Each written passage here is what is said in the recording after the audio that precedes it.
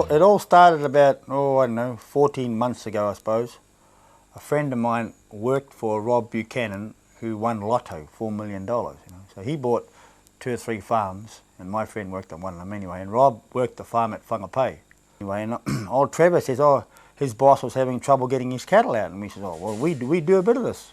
We have some trained cattle for the job. So anyway, we went out to Whangapē, met Rob Buchanan. He took us up on the hill, and we drove round right through his whole property, which took about an hour and a half, I suppose. And we saw 300 head of cattle. And I just couldn't believe it. I said, these aren't all wild. He says, they're all wild. Anyway, and he says, can you do it? Because me and my friend John Bolton, and we've worked together for some time. So he says, yeah, we'll have a go at it. And he says, but I've got some musterers here now. And he says, they're only getting out 1 or 2 bulls a day, maybe, and it's a real hit and miss, job. I said, well, we've got a different system. We've got our quiet coaches, which is like these bullocks, sort of. They're trained cattle. They come with us. They're just like horses type thing. They'll come here and eat your lunch with you, and we call them. They come. You can turn them around. You get them in a tight patch. You turn them around, and so how we do it is, the dogs find the wild cattle, bail them up. Then we bring the coaches down to them, the quiet cattle. And then we use pushing dogs, which are heeling dogs. A lot of old musterers use heading dogs, which turn the beast and bring it out. We use heeling dogs, which push the beast out. The direction of the beast is by our coaches, which are leading them. Our quiet cattle lead the wild cattle out, and we just lead them down to a safer area so we can drive them. And because we've got a bit of direction on our cattle, if we want them to come to the left a bit, we can sort of steer them a bit. And cattle will follow another beast. So providing our cattle are out in front, the wild cattle will bunch up behind them. So that's our plan. But of course, no fences to work to at all. We've got 5,000 acres of steep country and no fences. Well, it's like trying to round up whitebait. So anyway, Rob says to me, okay, we'll give you a start. So a week goes by and we turn up there, and we're out on the job. He says, well, I'll just rush back to the house, he says, and I'll order a truck and trailer. And I says, hey, don't you order a truck and trailer on our part. I says, we've got to get them to the yard yet. We're talking, about an 8 mile of travel through tea tree and rocks and stuff. So he said, oh, well, I'll hold off. I says, yeah, you better hold off, all right. So we were there for 4 days, and we got 1 beast, or 2 beasts. Cattle run different ways, and you've got to get the plan for a while. You just can't go in there and start tomorrow and say we're going to bring them out. You've got to go in there and have a look at the country and see which way they run, and it's a lot of character type of stuff. So we, instead of going that way, we went this way with the cattle, and then we started getting them. We started getting 10s and 5s and bulls, and that's all you can take. You can't take more than 8. It'd be great to see. If you start off with, you see 30 wild cattle down there, it'd be great to go down and just grab the 30 cattle, but you can't. You've got to just let the rest go and grab 8, because 8 we can control. And because they break out at 8 different times, well, if you haven't got that many dogs, you've lost it. Yeah, and I had a small spell in hospital last November, so Christopher in all his wisdom decided to take me out to Whangapē for a few days' rest. So he took me out there, and we went over right over the back to this isolated little batch out there in Craig's Land Cruiser. Yeah, Craig is Rob Buchanan's son, who's now managing the farm. Then Craig deposited just Christopher and myself and 16 dogs, and I thought, oh yes. And sure enough, crack of dawn, Christopher was off out chasing bulls, and one day he had the bulls running around the batch with these great big horns crashing into the side of the batch, and I suppose that was part of my recuperation. The farm is divided in half with 1 fence, because when we first arrived, like I said before, no fences, but they're fencing flat out now, and it's a great credit to young Craig, who is a Queen Street boy. And 8 months ago, he was in Queen Street, There he is out running a farm that's got bloody wild bulls, no fences, he's doing well. The place is cut in half. There's a gorge end and a Hammond's end. So the gorge end's got some bluffs right around the edge, 40-foot bluffs. So what the beasts do, they roar down there and they stop, 3 feet from this bluff, because they know the bluff's there, but the dogs don't. And the dogs are trying to head the beast. That's where heading dogs become dangerous again. And we've got 2 or 3 heading dogs, and they're trying to head the beast, and they're looking back at the beast. The beast's here, and they're looking back, they're trying to head it, and they're not looking that way where the beast's going. They're watching the beast, and they just launch themselves straight over 40 feet, smash onto the rocks. Well, we lost Doris that they broke all her legs, and she was my 10-year-old dog. Well, it's a bit sad, really. How do we go through the door, are we? It's a pretty good run this morning, isn't it?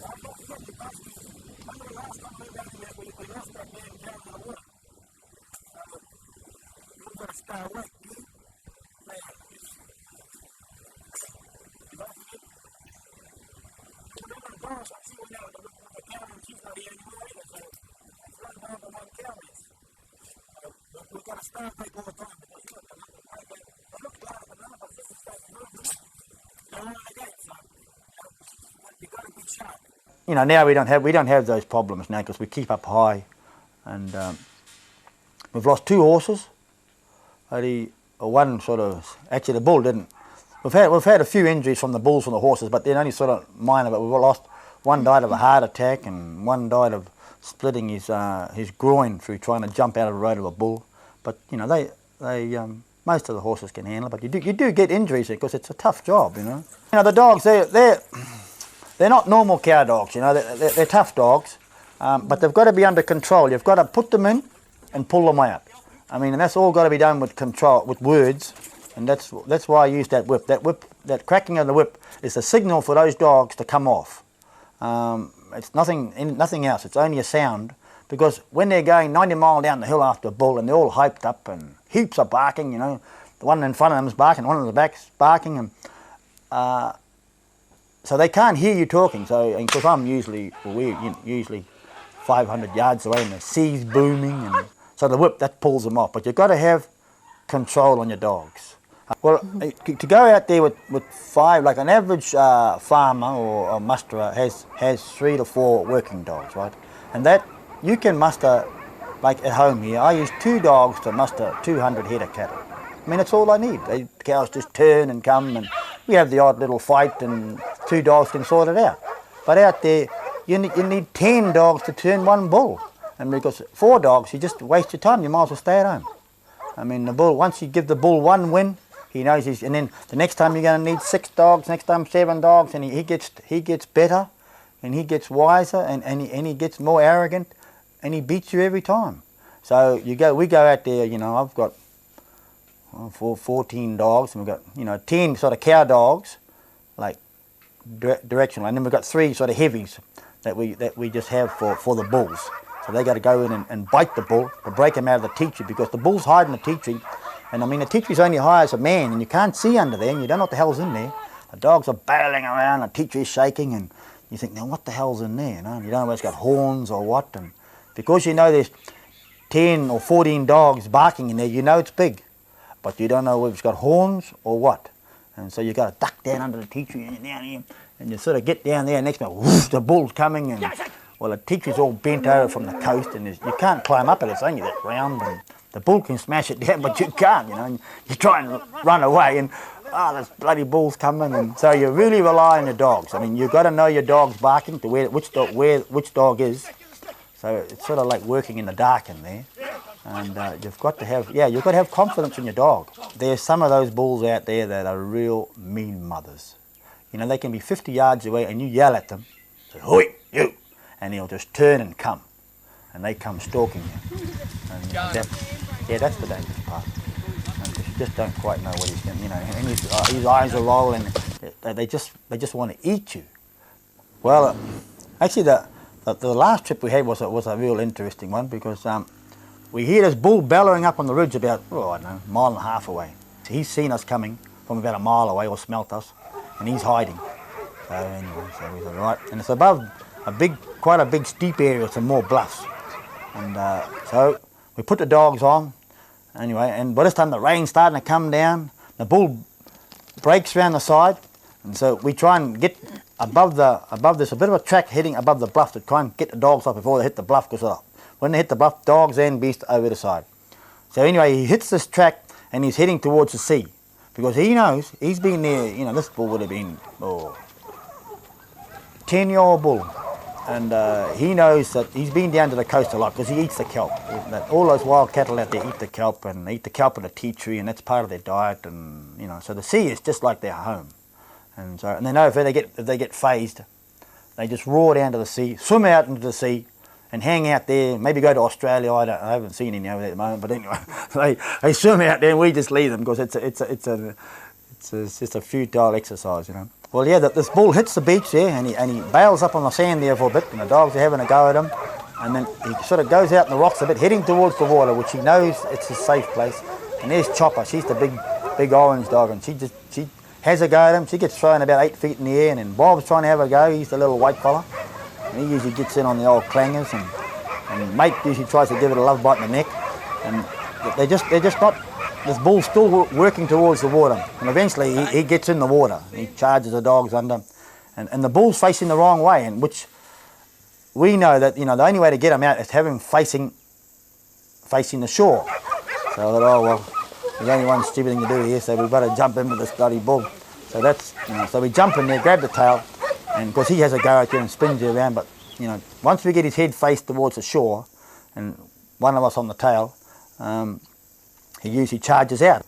That takes about a couple of minutes because he feels you on his tail and he's going to knock you off. And he's been round and round, and the dogs come in, and he'll charge the dog again. Hopefully you've got him pointed the right direction. When the bull's in the water, how we've figured it now, you've got to keep the head facing shoreline, so when he charges, he's charging towards the land. Because if you have him faced towards seaway and he charges the dogs, he's charging more out into the sea, you see.